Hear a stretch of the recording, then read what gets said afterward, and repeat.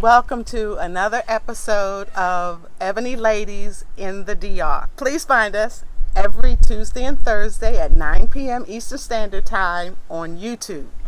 Now, before we get started with today's topic, let's introduce my co-hosts. I'm Tammy from South Carolina. Bridget from H-Town, Houston. And I'm Shan from Atlanta. And speaking of Shanna from Atlanta, today's topic is all about Shanna. Whoop, whoop. So, we're going to start off with, why did you move here? Okay, great question, and I love to answer this question. This is probably the most common question that I get since I've been here. But I came here 5 years ago actually. I came here for the first time 5 years ago when my mom and I were just completely burnt out. We were just at a point. She's a teacher. I was in sales. I was in recruitment sales. And we were just at a point where we were just burnt out. Like, the kids were out of control for her. I had recently gotten promoted and long hours and just like, feeling like you were sleeping at the office, going home, sleeping a little bit more just to come right back in the office and continue that grind. And I'm a grinder, so that's what I knew was work. So I was always working, always busy, always trying to give my all. But at some point, it takes a toll on you. Mm-hmm. So mom and I my mom's my best friend. She's my travel buddy. So at one point, we were just like, okay, Shane, it's time to take a trip. Where do we want to go? Mm-hmm. And we just we found a Groupon. It was a Groupon, and it was like to the Dominican Republic, and my mom bought it, and she was like, Shanna, I don't know about buying a trip through Groupon. Nobody, we didn't know anyone to buy a trip through Groupon. And now I see a lot of people ask that on like some of these travel groups, like, have y'all ever bought a trip through Groupon? Anyway, long story short, we bought the trip through Groupon. I actually ended up researching that hotel and deciding, nope, we're not staying there. Found us a whole nother hotel that we ended up staying at. Saved us some money too. Mm-hmm. And that's how we ended up coming to the Dominican Republic.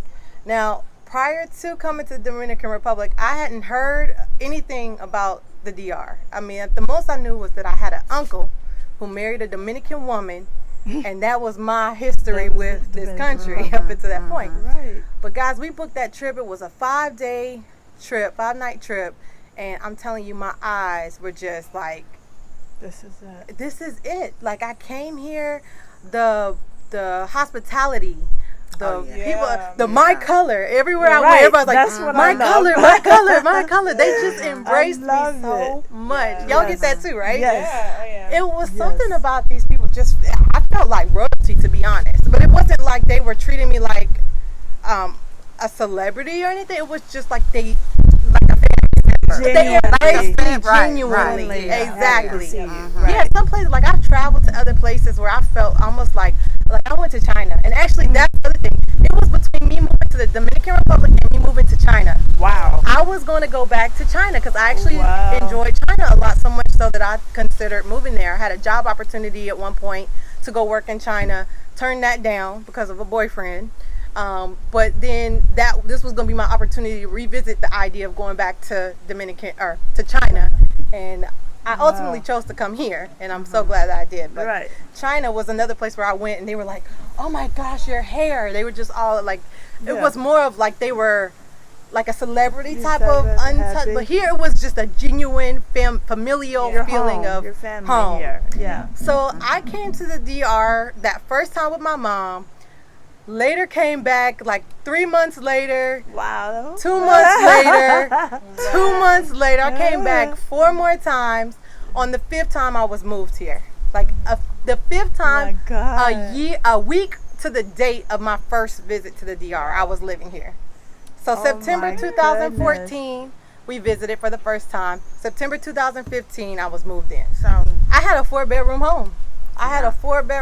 It was just me, 2-car garage, cars, the job, as people would say. I had the life. I had just got promoted. I was making a great salary. I mean, I was living the dream. That's what they say, the American dream. She was living large and she was in charge. And I was in charge. I was a boss. Yeah, that's right.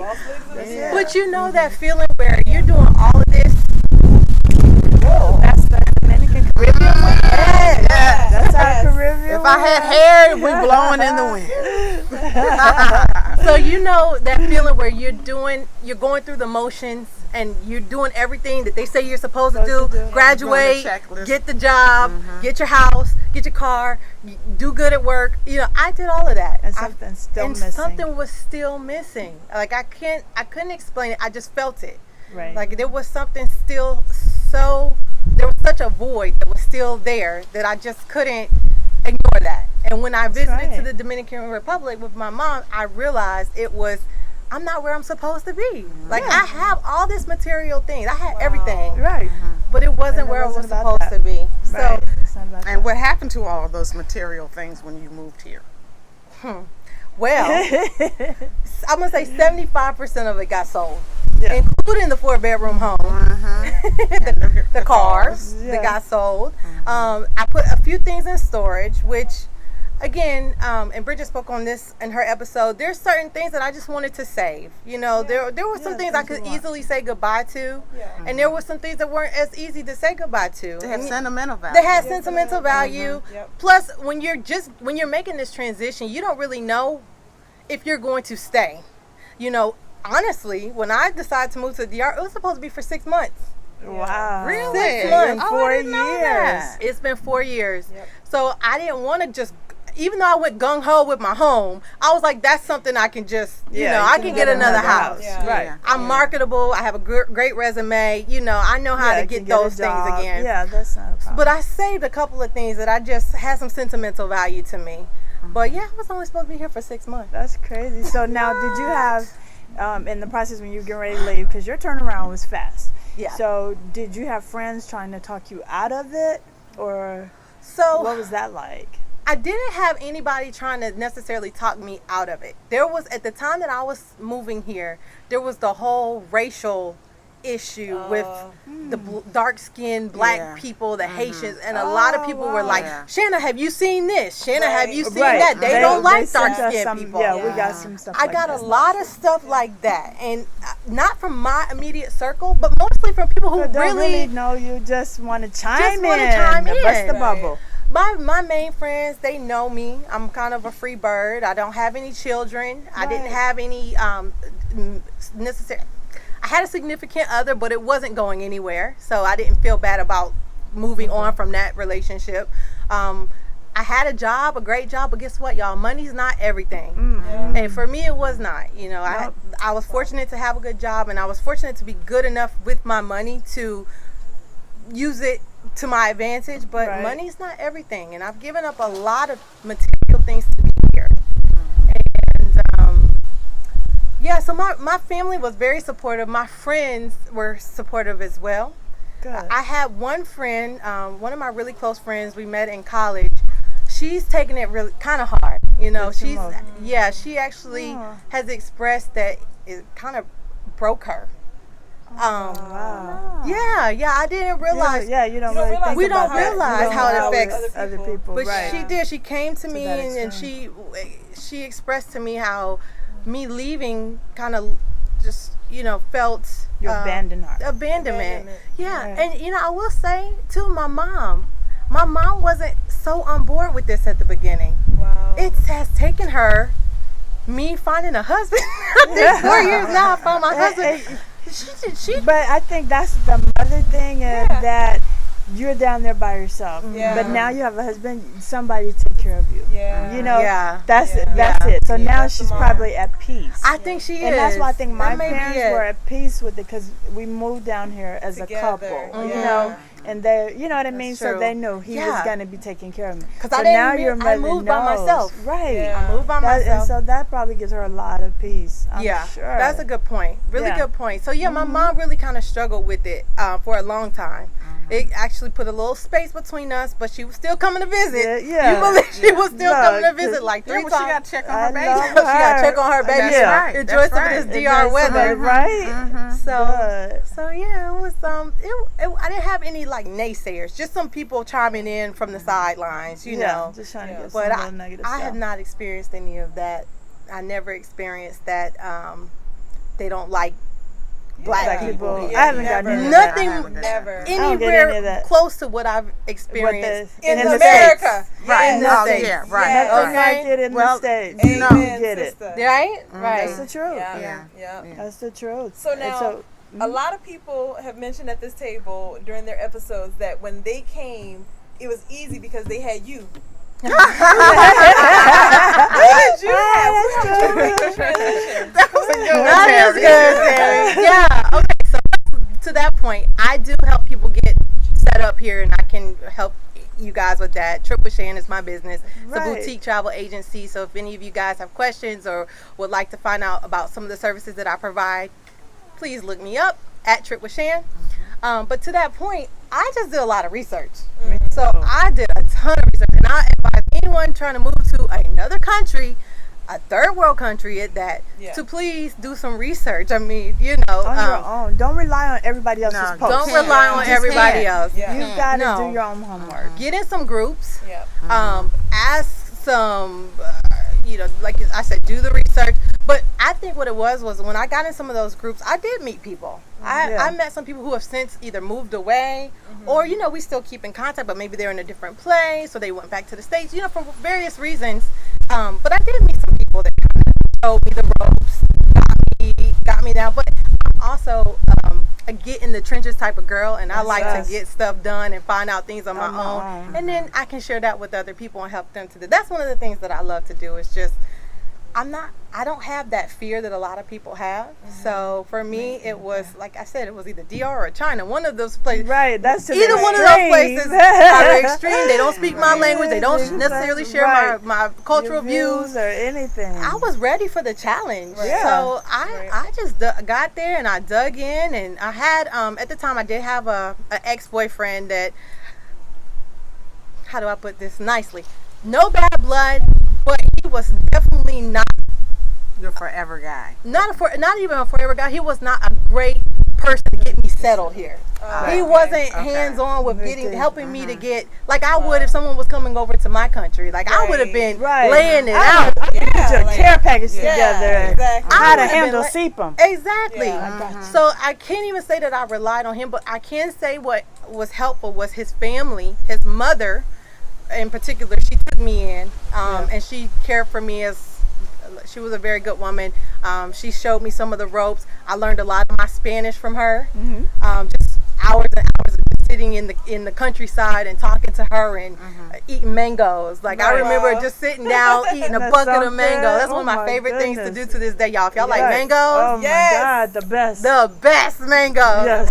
I get happy when I talk about mangoes. Period. Yeah. You know, food is so amazing. It's so you mentioned that your travel business. What in the world? Well, since now I'm confused because I thought I knew your story. So you sold everything. You moved down here. You're only supposed to be here for 6 months. Yeah. And then, so at what point in time did you realize that it was going to be longer than 6 months? Yeah. And then you decide, okay, I'm going to I can't spend all of my savings. What am I going to do for income? Good. Okay, so I always like to tell people this too. So at month 3, so 90 days after moving here, culture shock hit me hard. And I had read, this is me doing my research, I had read about culture shock. That is a real it's a thing. real thing. Yeah. It is. And when you're around people who don't talk like you, they don't necessarily look like you, but you know, we favor skin tone, but they're not you. They're not the Americans that you know, that you grew up around, that you befriended. It's a totally different place, different culture. So culture shock hit me at about month 3. And I just remember breaking down. I had my breakdown moment, and I was like, I'm scared. What did I do? Yeah. What have I got myself into? I sold my house. Oh my gosh. What am I doing? Yeah.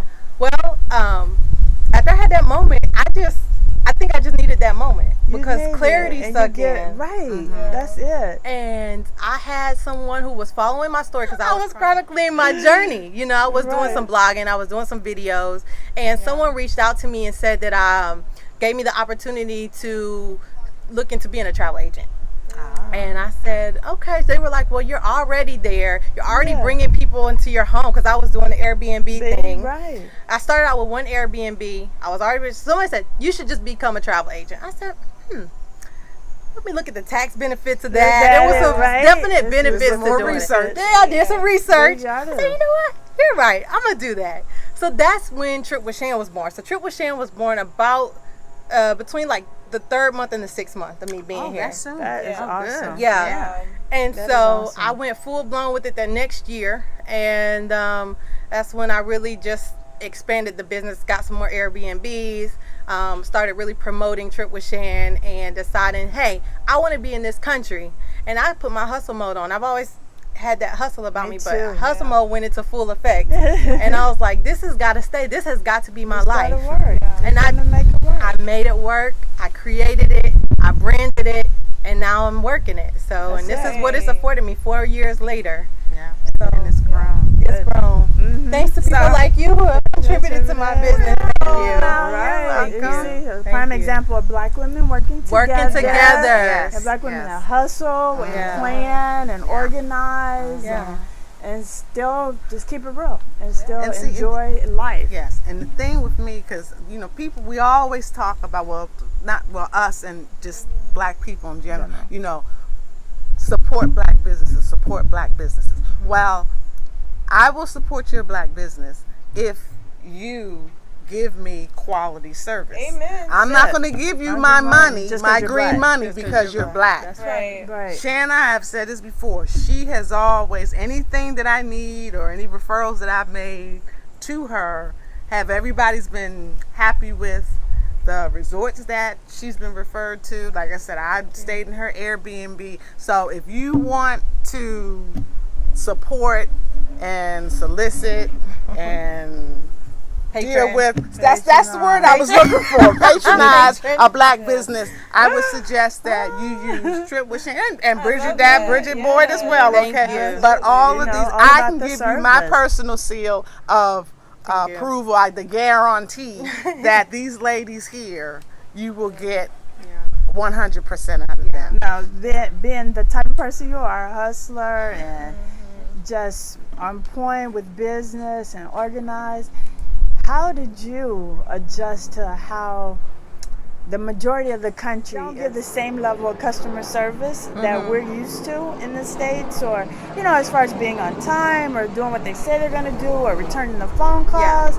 I just wanted to pull my hair out, which I did because I moved here with long hair, and after some couple of experiences with the Dominicans, I had no hair left. So this is how this hair is.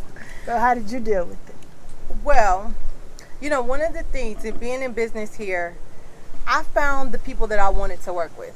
Yeah. Okay, and then I built a relationship with those people, and I cultivated that relationship. Yeah. Like I massaged it, because I didn't want to come in and put my American ways on them. Although I did, it's like I did, but I did slow. Let me massage the back a little bit, because what I wanted to do was I really wanted to support Dominican-owned businesses, because I feel like I am a guest in their country. Exactly. They welcomed me here, and I want to respect this country, but I also want to, because I've had the experience of living in the campo, like the countryside, and not strictly living here in Punta Cana.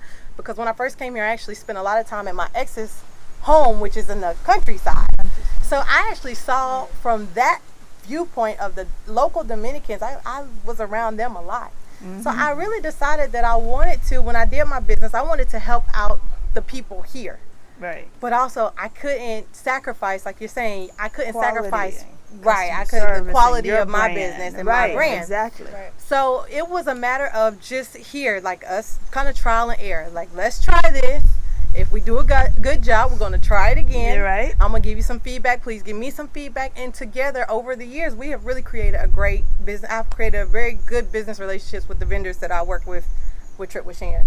So it's just a matter that these people, they are trying to make a living just like us. Right. But again, we have to get out of the mindset of they think like us, because they don't. They don't think like us. Right. And Not at all. different so we culture. have to respect that. Yeah. But we can work together to create something beautiful and worthy. So. Speaking of beautiful and worthy, I your husband, I was just gonna say esposo. that. Yes. He beautiful. So You're a man. I know that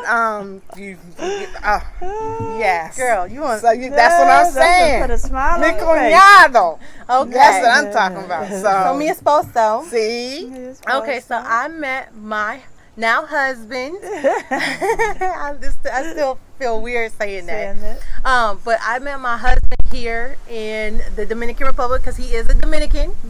He is an amazing man. All the ladies have met him, and love him to death. Yeah. you know he gets the approval, the Gets expat the approval, American the Ebony approval, Ladies baby. approval. I'm telling you. But he is a gentle soul. He is the sweetest guy. Wouldn't hurt, you know. He's about his business too, though. You know, he don't stand for anything. I'm not gonna get all into that, but I'm gonna answer your question. But I also want to just say I like that he doesn't just stand for anything. Like I noticed how we went to the grocery store one day and they rang up something and it was the wrong price. And he noticed it, you know, like you know, you just go in there, you put your stuff down, you get in and out. No, Davey was looking. He knows. I mean, he called the manager over. You know, I thought that was just things we did. And the man, no, my man. He done rubbed off on you. He done rubbed off on him. But so I like that he doesn't just, you know, he stands up for people because he was like, Shanna, that's not. I didn't just do that for us. That's for anybody else that they're in the store charging them like that. That's robbery. You know, so anyway, but I met him one day as he was working at my Airbnb. He was doing some electricity this was when it was brand new and hadn't opened yet. So the building was brand new. He was putting electricity in. Oh, wow. So I was coming home, another long story where I was coming from, but I was coming home and tired. Mom was in town visiting. He found me. Y'all, that's a whole nother story. But anyway, we met 2018. We have a love story coming up. We have to talk about that. We got several love stories coming up in the Dominican. I met him and he was doing his job and he just did whatever he could to stop me and make me talk to him. It started raining. He got lucky. He had to pull me inside the apartment so I wouldn't get wet, which led us to us talking more, exchanging contact information, and the rest is history. Yes, Lord. Fabulous history. Yeah, he's a good guy. Awesome. Good guy. So that's our time for today. And thank you again for joining us. And please see us again. We are the Ebony Ladies in the DR. And we can be found Tuesday and Thursdays, 9:00 p.m. Eastern Time on YouTube. Oh, you can't mix next week's episode. It's all about Tammy. Woo! And again, thanks for tuning in. We'll see you next time.